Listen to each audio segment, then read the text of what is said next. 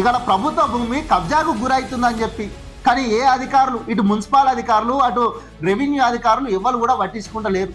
అంటే ఏం జరుగుతుంది? కాగితాలు తీసుకొచ్చి చూపిస్తున్నామంటారు. 100 కాగితాలు ఉన్నాయి మా దగ్గర, జమ చేసి పెట్టినాం. ఆ జాగాకు సంబంధించి ఆ సర్వే నంబర్లా ఎంతమందికి ఇచ్చిర్రు, ఒక్కళ్ళ పేరు మీద ఆ పట్టా సర్టిఫికెట్లు ఎంతమందికి మారినాయి, ఎవరి పేరు మీద మారినాయి కూడా మా దగ్గర ఉన్నాయి. మరి అధికారులు ఎందుకు స్పందిస్తలే ఇప్పటికి కూడా?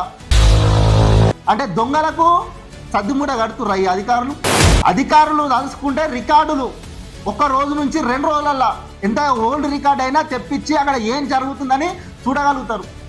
నెలలు గడుస్తున్నా కానీ మరి ఎందుకు రికార్డులు చూస్తలేరు?